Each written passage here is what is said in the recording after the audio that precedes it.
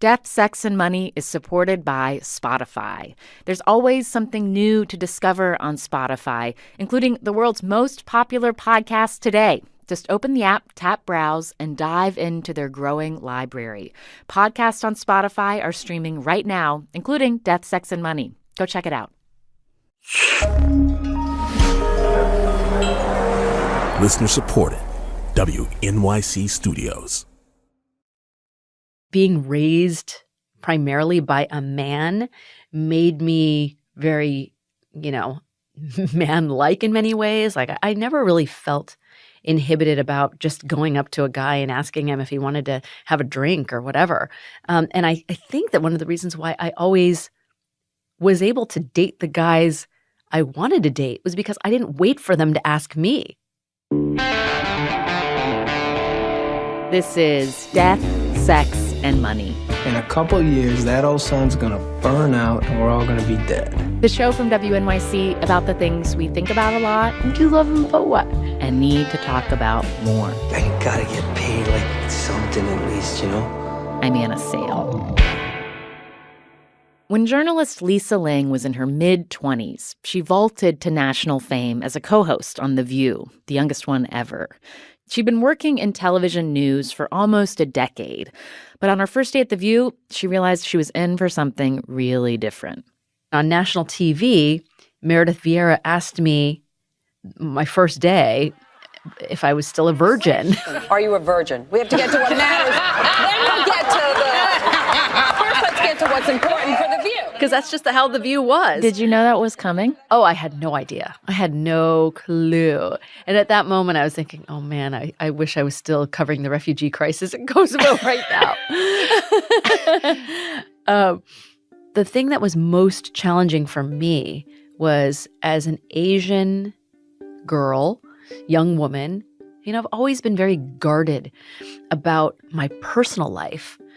That very moment, I blinked and I saw my father's face with a raised eyebrow going, what are you going to say to that? Lisa now hosts a show on CNN called This Is Life. It's hard news about personal topics. The show is pretty unvarnished for cable news. The stories she tells can get messy. That's how Lisa thinks about her life, too, starting when she was a kid. It was a very ugly, maybe too strong a word, but it was just not a pleasant childhood that I had. Both Lisa's parents are immigrants, her dad from China, her mom from Taiwan. And she says their marriage was not easy. My parents had a tumultuous relationship throughout my life. They had a bit of an arranged marriage. My dad had actually been dating a Caucasian woman, which was kind of frowned upon by his parents. And so they kind of pushed him to marry my mom. Lisa's parents got divorced when she was 7. Her mom moved to L.A., and Lisa and her younger sister Laura would spend summers there. But during the school year, they lived with their dad and grandmother in a suburb of Sacramento. Lisa says going through puberty while living with her dad was tough. It was not easy. And my grandmother was a very, very pious Christian woman. And so I could never talk to her about anything pertaining to sex or even really my body that much.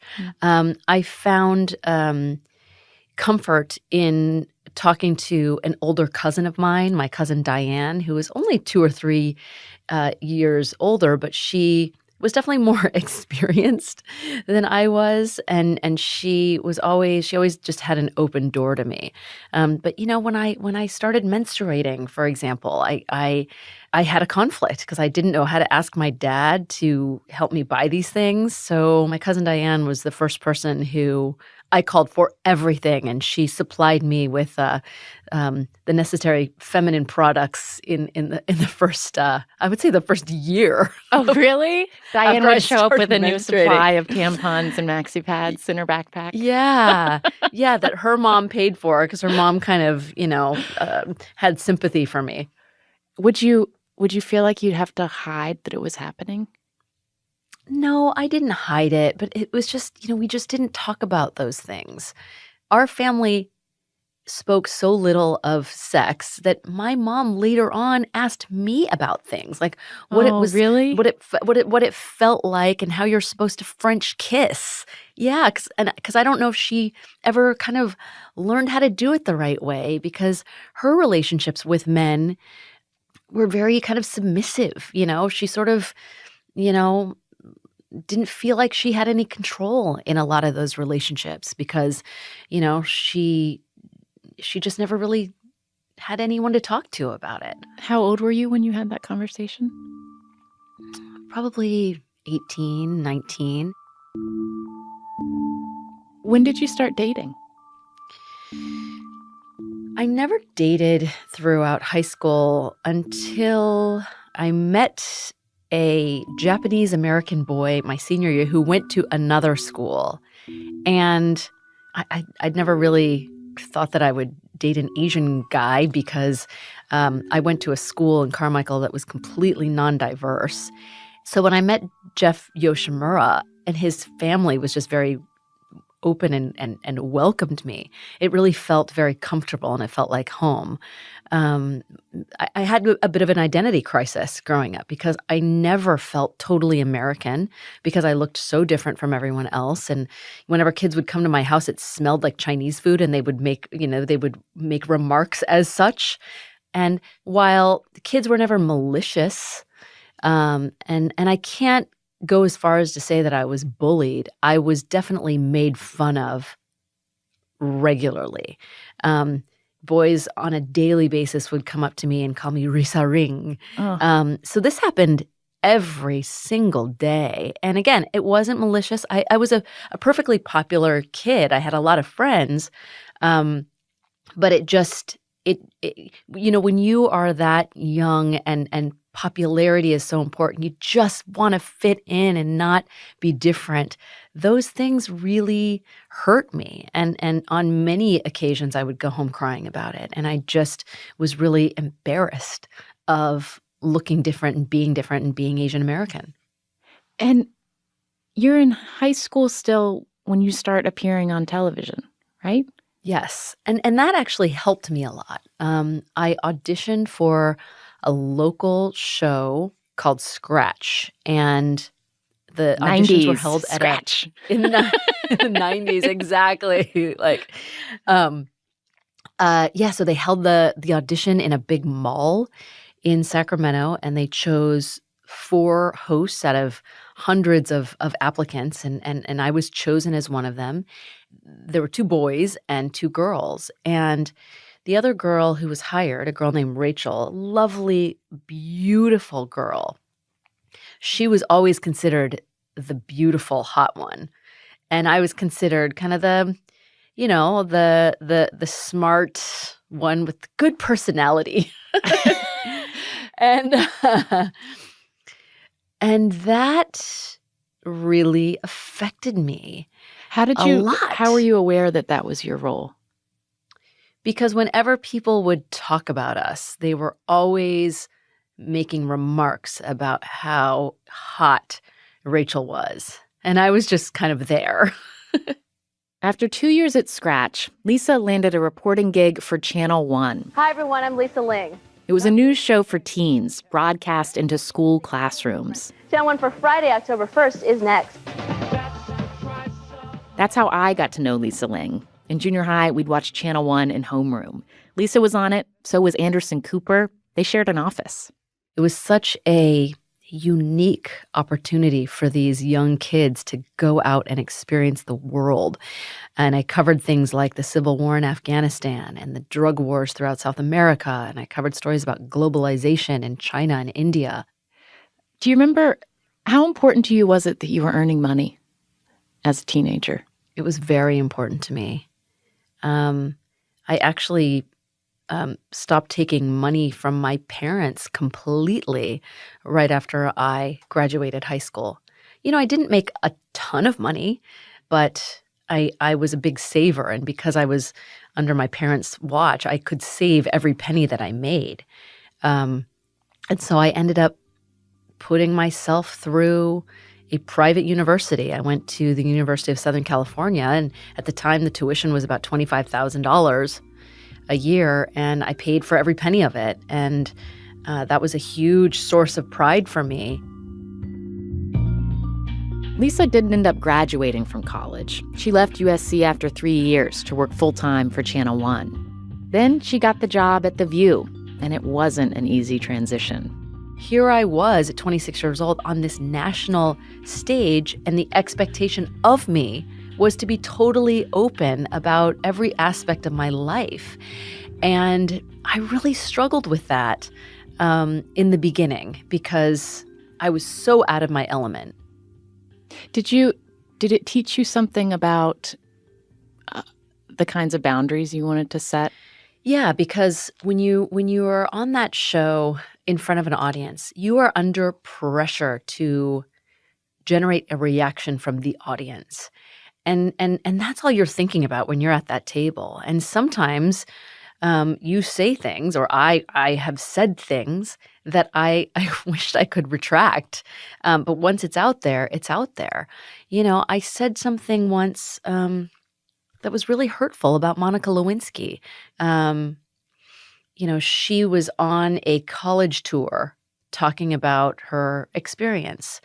And we talked about it on The View. And I said something like, you know, I don't know what she's talking to college kids about. I don't know what's so educational about being on your knees. And as soon as I said that, Anna, I know it's so out of character for me to assail another woman, even at that time. But I was going for the laugh.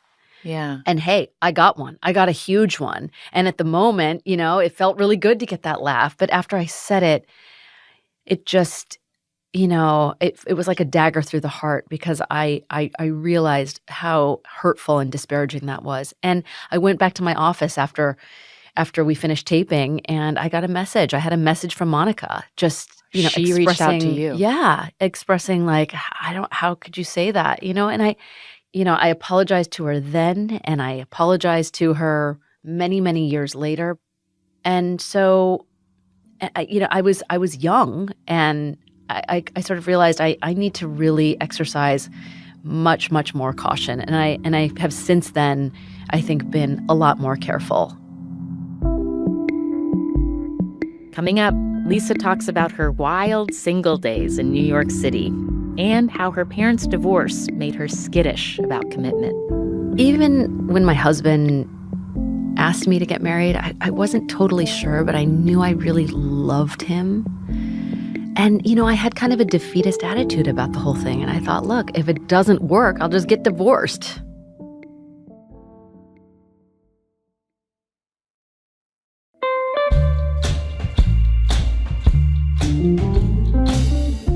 Last week, we asked for your stories about class and the moments when you've been most aware of where you fit economically and socially and where you don't fit. One listener told us about a visit to a coffee shop with her husband's family that shocked her. Everybody starts ordering a latte or a frappuccino. They're ordering a size medium, not a size small, a size medium. And in my head, I'm thinking, oh my God, this wasn't a once-in-a-while treat. No, this was almost a daily occurrence, and I just could not believe it. So whether it's latte sizes, the kind of car you drive, or something else, tell us what's made you most aware of your class and how that's affected things like relationships or even what you think is possible for your life. Email us or send a voice memo to class@deathsexmoney.org. There's also a link on our Facebook page. On the next episode, I talked to a young couple who met on Tinder. And after only knowing each other for 4 months, one gave the other a kidney. I mean, it definitely was there that, like, this is obviously going to affect our relationship romantically. But I also remember, like, if this entire relationship, like, goes to crap because of this, then, like, whatever. A person has a kidney. Death, Sex, and Money is supported by Spotify. There's always something new to discover on Spotify. And with a mix of originals and many of the world's most popular podcasts, listening to shows on Spotify is easy. Just open the app, tap Browse, and dive into their growing library. Subscribe to your favorites, including our entire archive, so you'll never miss a show. You can also download podcasts for those moments when you're up in the air or going underground. Podcasts on Spotify are streaming right now. Go check them out. Hey, podcast listeners, there's a new podcast coming from WNYC Studios. And it's for kids. Wow, I can hear my voice through the headphones. This podcast has fleas, tells the story of a dog and a cat who live in the same house but have competing podcasts. Cat lovers, this is live from the litter box, coming at you with a show so hot it just might explode. This podcast has fleas. Subscribe wherever you get your podcasts. This is Death, Sex, and Money from WNYC. I'm Anna Sale. Lisa Ling never had ambitions to be a daytime talk show host. For her, joining The View was a calculated move. I knew that if I wanted to continue doing substantive journalism, I'd have to raise my profile a little bit so that I could better dictate the kinds of stories I could do later on. But it was a choice that came with trade-offs. She moved across the country from her family and sold a house she'd bought for herself when she was 24. I had to extricate myself from my life and my job and everything in Los Angeles. It was crazy, all within the span of like 2 weeks. What was your romantic life like in that point in your life? You're in your late 20s, early 30s. You're living in New York City. What was it like? What do you remember about that time? Oh, that, this is going to probably generate kind of an emotional response because when I got the call that I had been chosen as the co-host of The View, I had been in a very serious relationship with the person that I considered the love of my life at the time. You know, we started dating when I was 21 years old, and we decided that we would stay together and just try it because I didn't know what it would mean. I didn't really know many people in New York, so I thought I'd be coming back all the time. And as soon as I got to New York, this whole world opened up to me, and I was invited to every party. I was kind of an it girl. I was being written up in gossip columns, and given where I grew up and this kind of lower middle class home and community, it was exciting for me. And my boyfriend at the time was sort of watching this from the sidelines. And so it really affected our relationship. Do you remember how you eventually, how did you two agree that the relationship was over?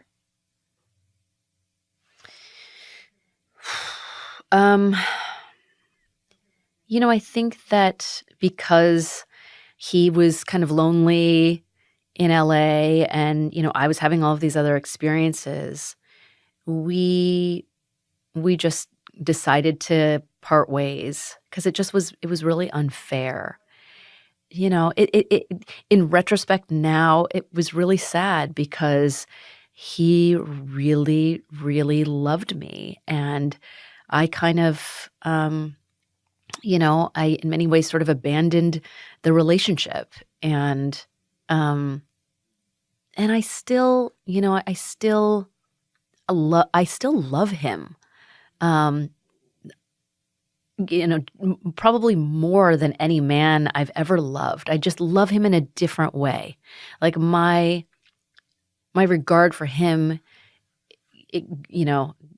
goes beyond the ability to express in words. And I shared with him, so many pivotal moments in my life. And, we're still very, very close friends to this day, but I still feel really bad that all of that happened.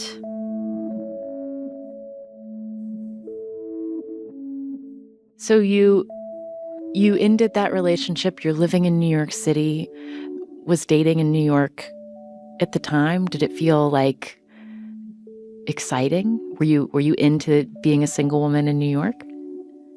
I was. I really was. I mean, I think that when I was living in New York and sort of coming into my own and feeling a little powerful, I became more uninhibited, and I became resentful at the notion that women who decided to have sex when they wanted to were considered sluts. I think I was just starting to feel really good about myself. I also started to hang out with a bunch of girls who, became my kind of party girlfriends, and we really did it up. Like my time in New York, when I think back on it, I see myself, dancing on tables sometimes. Really? Oh yeah. Like Yes. I was living a life that I could never imagine. And I found that empowering because that was what I grew up thinking that men always did. And that I could do that too was something that I felt perfectly fine about. I didn't have to have an emotional connection to someone. If I wanted to just have fun with someone, that I just could.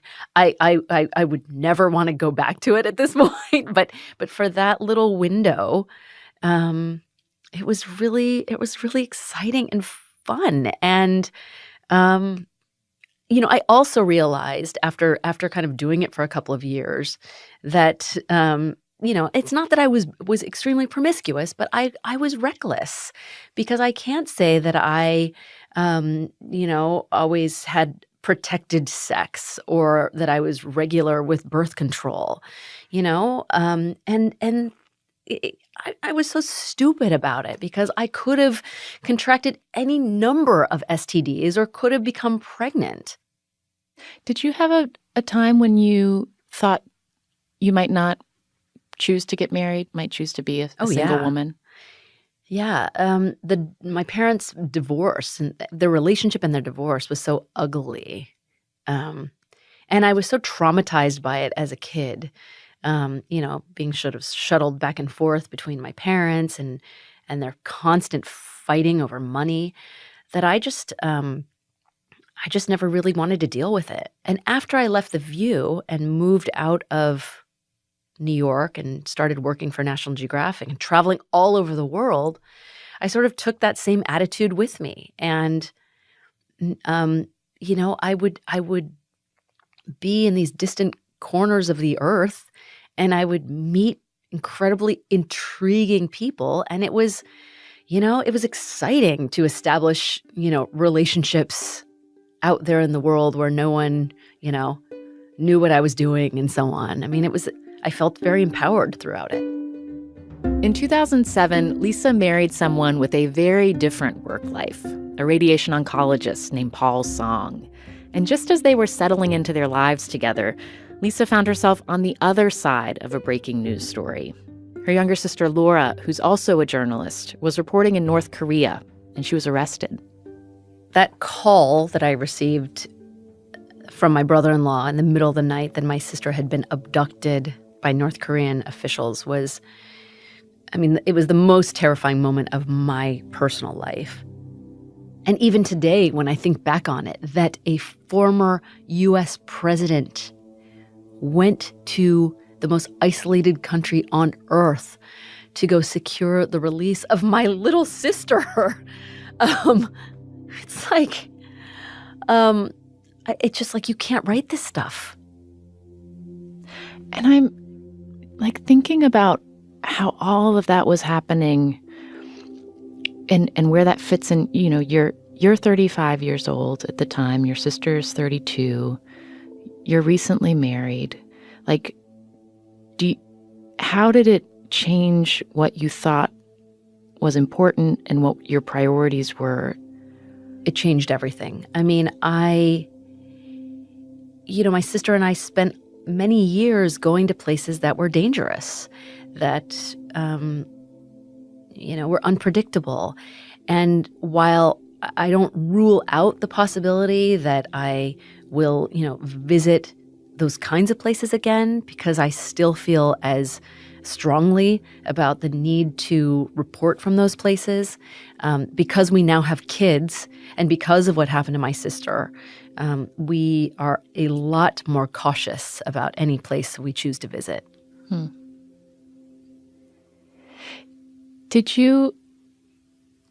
Were you trying to become pregnant during that time? I wasn't quite there yet. Even after my sister was returned, it took a few more years before I felt like I was ready because, I mean, I never really had that biological desire to have a kid. It was just something that wasn't on my list of things that I had to do. And then after I had been married for a few years, my husband and I, after many discussions, decided that we wanted to try, and that I thought, you know, maybe I do want to have a kid with this man, you know, and it certainly wasn't easy as I thought it might be at my age To get pregnant. Exactly. You've talked about having had miscarriages. Did you consider not trying anymore after those? I didn't consider not trying. But it was a big blow to me in many ways when I had those miscarriages, because up until that point, I felt like I could do anything. You know, I'd been such a hard worker all my life, and I thought, well, if I put my mind to anything, I can do it. And so the first time I had a miscarriage, it was just sort of like I felt like I had lost control and that it was my fault and that I did something. And the second time it happened, it just really kind of sort of shook me to the core. But being the persistent person I am, I didn't rule out that I could become pregnant. In a way, I became more determined than ever to keep trying. We didn't exert the kind of effort that a lot of people did. Like we weren't rushing home when I was ovulating, but we just, we're by no means trying to prevent it from happening. Yeah, trying. Yeah, we were trying. And just, this is a big question, but when you mentioned that you had sort of like what you wanted and your career has sort of never stopped since you were a teenager. You've been traveling, you've been working. What was it in 2007 that made you feel like you wanted to ready marry? To get hitched. Yeah. You know, I think it was just something that kind of came with age, Anna, really. And it was hard because we both came into our marriage fairly late. You know, I was 36 and he was 41, and we were very independent and very set in our ways. And we thought that we could maintain these kind of independent lives and be married. And you just can't do that when you get married. You have to learn how to compromise. And we didn't know how to go about doing that. And so the first 3 or 4 years of our marriage, I don't really even consider a marriage, because we really started to drift apart. And our mutual therapist once said to us, if you were in a business, you had a business partnership, you would do everything in your power to make sure that that partnership worked. And you need to apply that same work ethic to your marriage. And that really kind of resonated with us. And we have since really made an effort to make our partnership a real priority. That doesn't mean that we don't have problems. That doesn't mean that we still, don't have communication issues. I mean, we're both Asian after all. And, didn't have the most communicative relationships with our own parents. But we are committed to making our partnership work. And listen, that doesn't mean that we're going to stay together forever. But right now, we are committed to our partnership. Those are all my questions for you, Lisa Ling. I so appreciate your openness. I need a cigarette, and I don't even smoke.